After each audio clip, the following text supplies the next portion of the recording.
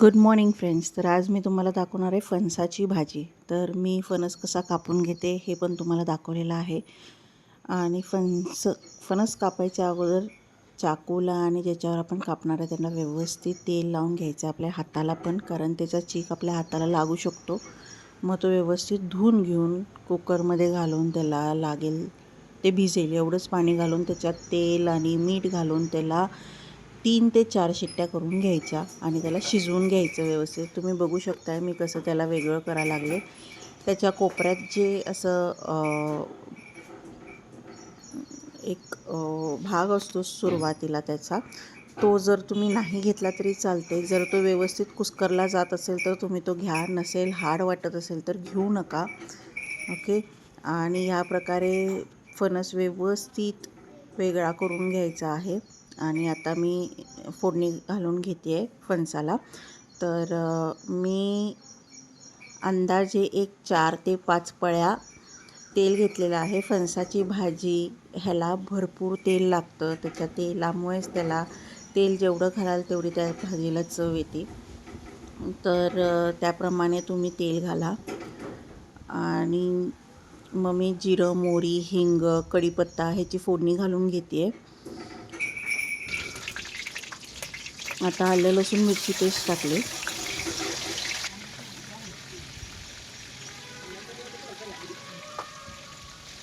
ते सगळं व्यवस्थित एकजीव करून घ्यायला लागले. आलं लसूण मिरची पेस्ट व्यवस्थित भाजली की मग त्याच्यात कांदा टमॅटो घालायचा आहे.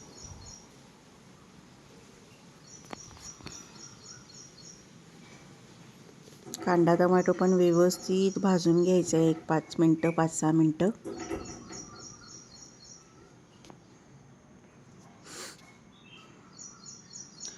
फ्रेंड्स, मला एवढं व्यवस्थित व्लॉगिंग येत नाही आणि एकदा फोन धरायला किंवा बाकीच्या गोष्टी करायला पण कोण नसतं. सो मला ज्या पद्धतीने जमते त्या पद्धतीने मी व्लॉग्स बनवते. पण नक्कीच मी ह्या सगळ्याची सुधारणा करीन आणि तुम्ही पण मला प्रतिसाद द्या.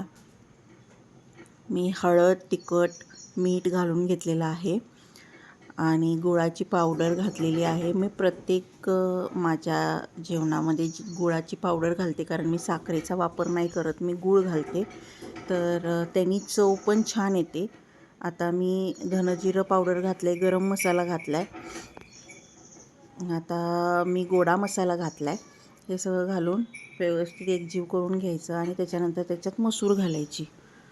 मसूर घालून ती व्यवस्थित वाफेवर जरासं पाणी घालून वाफेवर शिजवून घ्यायची. आणि जेव्हा मसूर आपली पूर्ण शिजेल तेव्हाच त्याच्यात फणस घालायचा. पूर्ण मसूर शिजल्यावर जेव्हा आपण त्याच्यात फणस घालतो तेव्हा भाजी तयार झालेली असते. म्हणून पूर्ण मसूर शिजायची वाट बघायची आणि मगच त्याच्यात फणस घालायचा. जर मसूर शिजली नाही तर त्या भाजीला काहीच चव राहत नाही. बघा मी कसं त्याला व्यवस्थित शिजवून घेतलेलं आहे आणि आता वरनं फणस घालते.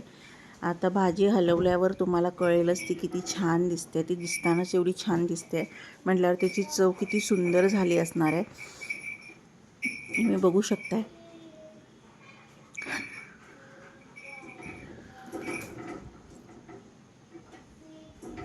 अशा प्रकारे त्याच्यावर मी आता कोथिंबीर घालणार आहे आणि जरासं झाकण ठेवून वाफवून घेणार आहे. एक 5 मिनटं वाफवून झाल्यावर ती भाजी तयार झालेली आहे आपल्यासाठी खायला. आणि प्लीज तुम्ही पण घरात, आता फणसाचा सीझन आलेला आहे तर तुम्ही पण घरात ट्राय करा, बनवून बघा आणि मला लाईक, कमेंट, सबस्क्राईब करा. प्लीज तुमच्या सपोर्टची मला गरज आहे. बघा माझी भाजी तयार झालेली आहे आणि तुम्ही बघूच शकता किती सुंदर दिसते. अशा प्रकारे आम्ही जेवलो.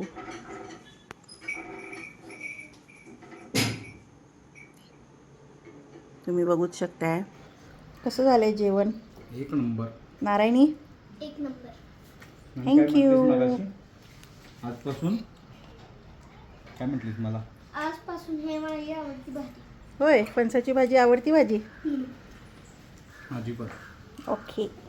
अशा तऱ्हेनं माझ्या घरातल्या सगळ्यांना आवडले, तुम्हाला पण नक्कीच आवडेल. थँक्यू.